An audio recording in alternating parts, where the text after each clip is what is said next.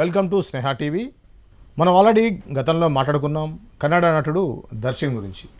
దర్శన్ ఒక హత్య కేసులో ఇన్వాల్వ్ అయ్యాడని, దానికి సంబంధించి తన అభిమాని ఒకటి చనిపోయాడని కూడా మనం మాట్లాడుకున్నాం.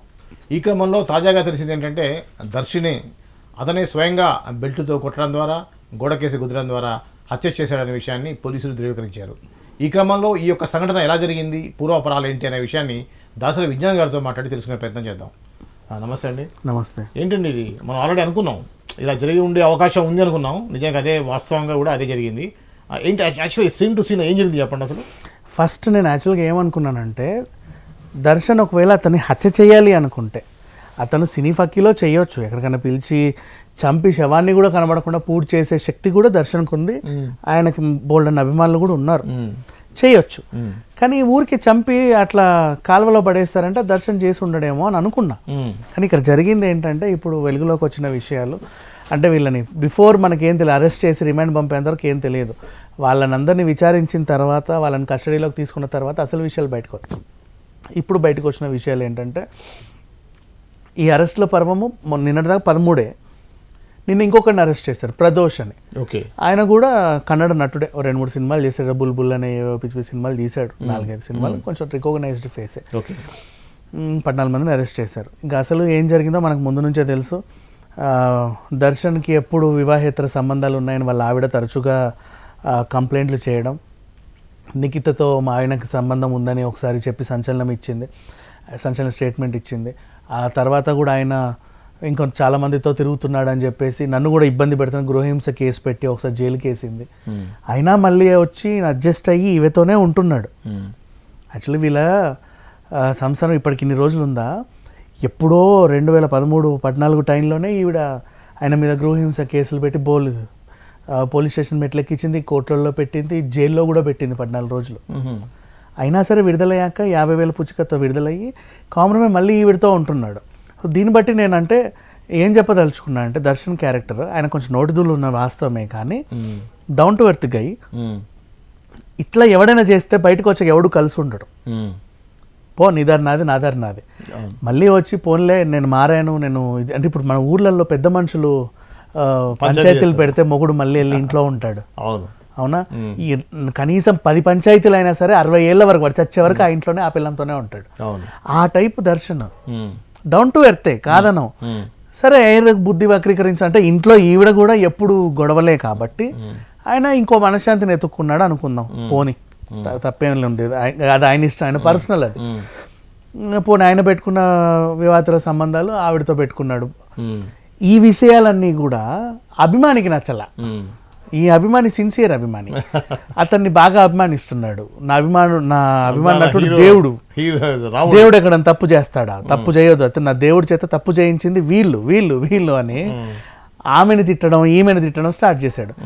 అట్లా ఈ మన పవిత్ర గౌడకి అసభ్యకరమైన మెసేజ్లు, బెదిరింపులు ఇవన్నీ చేయడం వల్ల ఇక ఒకనొక టైంలో ఆమె కూడా బాగా సీరియస్ అయ్యి, వాడు ఇట్లా చేస్తున్నాడండి నీ అబ్బాయిని, నాకు వల్ల అవ్వట్లేదు అంటే, ఇతని అభిమానుల సంఘం ప్రెసిడెంట్ ఒకడు ఉన్నాడు, రాఘవేంద్ర అని. ఆయన వచ్చి నన్ను కారులో ఎక్కించుకొని తీసుకెళ్ళాడు, రారా మన అభిమాని అని. వెళ్ళిన తర్వాత 13 మంది కలిసి ఇష్టం ఉన్నట్టు కొట్టడం.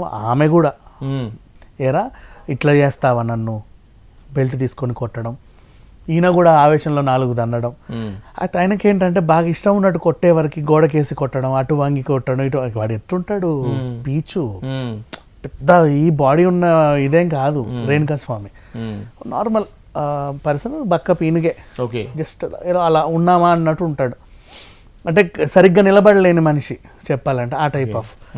కాకపోతే పంచ అభిమాని అంతే. ఇంకా వీళ్ళు ఆ సున్నితమైన మనిషిని ఇష్టం ఉన్నట్టు అటేసి కొట్టేసరికి వీళ్ళు ఇంకా కొట్టేవాళ్ళు ఎలా ఉంటారు, అవును మామూలు గొడవలకు వచ్చే వాళ్ళు ఎలా ఉంటారు అండి, గట్టిగా రాటుదేలు ఉంటారు, తట్టుకోలేకపోయాడు. పోనీ అలా ఒకడు కొడితే అని అనుకోవచ్చు, 10 మంది కలిసి కొట్టి పనిలో పైన ఆమె కూడా వచ్చి ఏరా నన్ను ఇట్లా అంటావా అట్లా అంటావా, ఈ మెసేజ్ చూడు నువ్వురా నన్ను ఇట్లా అంటావా పంపడం. అంటే మీకున్న అవగాహన ప్రకారం ఈ విధంగా గ్రూప్ దాడి కదా ఇది, ఈ దర్శనం ఒక్కడి మీద పడే అవకాశం ఉంటుందా, అందరి మీద ఉంటుందా, మరి కొద్దిగా డైల్యూట్ అవుద్దా అనేది కొద్దిగా కీలకం. నువ్వే కదా ఎవరి కోసం వీళ్ళందరూ కొట్టింది, ఆమె కోసం నువ్వు, నీ కోసం నీ అభిమానులు. అందరు కలిసి కొట్టారు. కేసు నిలబడటం కొద్దిగా కష్టమే, ఎందుకంటే అందరు అభిమానులే కాబట్టి పొద్దున సాక్ష్యం చెప్పేటప్పుడు ఆయన అసలు కొట్టలేదండి, మేమే తాగు అభ్యాసం అయింది అని ఎవడో ఒకటి మీద ఎఫెక్ట్ అయ్యే అవకాశం ఉంది. వేసుకుంటారు, అది పెద్ద విషయం ఏం కాదులే, కానీ తెలిసింది.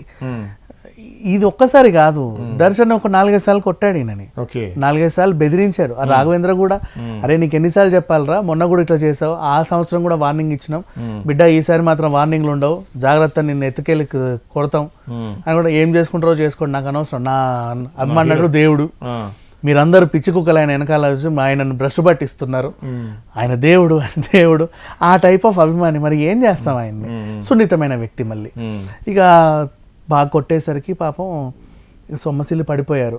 ఇక వీడు లేస్తాడులే వాడే ఏదో టైంకి అని చెప్పి ఆ బ్రిడ్జ్ కింద పడేశారు, ఆ నీళ్ళల్లో వచ్చి లేస్తాడులే అని.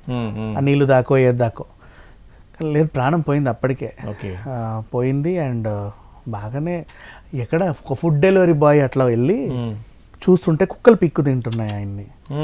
కుక్కలు ఒక శవాన్ని పీక్కు తినడం ఫుడ్ డెలివరీ బాయ్ చూసి పోలీసులకు సమాధానం ఇస్తే వాళ్ళు వచ్చి ఎవరైనా అని ఎంక్వైరీ చేస్తే పలానా చిత్రదుర్గకు చెందిన రేణుకాస్వామి అని గుర్తించి, ఆ తర్వాత ఆయన వాట్సాప్ చాట్లు అవి ఇవి వాళ్ళ ఆవిడ్ని అందరిని అడిగితే ఇలా ఉండేయండి గొడవలు, మొన్న వచ్చి పట్టుకెళ్ళారు కొట్టారు అని ఆవిడ చెప్పడం, ఇక్కడ దాకా వచ్చింది. ఇది జరిగిన సంగతి. అంటే సున్నితమైన అంశమే, ఇతన్ని ఎందుకు వాళ్ళతో గొడవ పడ్డారో తెలియదు, వాళ్ళు ఎందుకు కొట్టారో తెలియదు, అంతా సున్నితమైన అంశమే. బట్ ఓవరాల్గా చెప్పాలంటే ఒక ప్రాణం పోయింది, 10 మంది దాడి చేశారు. ఇంతకుముందు మనం అనుకున్నాం ఈ యొక్క అపవిత్రమైనటువంటి ఇటువంటి సంఘటనలో కూడా అందరి పేర్లు పవిత్ర అనే పేర్లు ఉంటున్నాయి ఏంటి అని, దీని దగ్గర గురించి మీకున్న సమాచారం ఏంటి? అదే అక్కడ అమ్మవారి పేరు పవిత్ర అని పిలుస్తారు. అటువైపు ఎక్కువ మంది పెట్టుకుంటారు, మన సైడ్ విజయలక్ష్మి, జయలలిత, జయచిత్ర, జయదుర్గ, జయ ఇది అని అలా పెట్టుకుంటారు కదా, అటువైపు కొంచెం అమ్మవారి పేర్లు పెట్టుకుంటారు. అలాగే మనకి సినిమా ఇండస్ట్రీకి వచ్చిన వాళ్ళు చాలా మంది కన్నడ నుంచి వచ్చిన వాళ్ళు ఎక్కువ పవిత్ర అనే పేర్లు ఉన్నాయి, అండ్ పైగా కేసులు కూడా వాళ్ళ మీద ఎక్కువగా ఉన్నాయి. ఓకే, ఇది అండి కన్నడ సంబంధించినటువంటి ఏదైతే దర్శన్ ఉన్నారో ఆయన మీద ఉన్నటువంటి మర్డర్ కేసు నమోదైంది, దానికి సంబంధించిన వివరాలు మనం తెలుసుకుందాం. మరో అంశంతో మళ్ళీ కలుద్దాం, అంతవరకు చూస్తూనే ఉండండి స్నేహ టీవీ.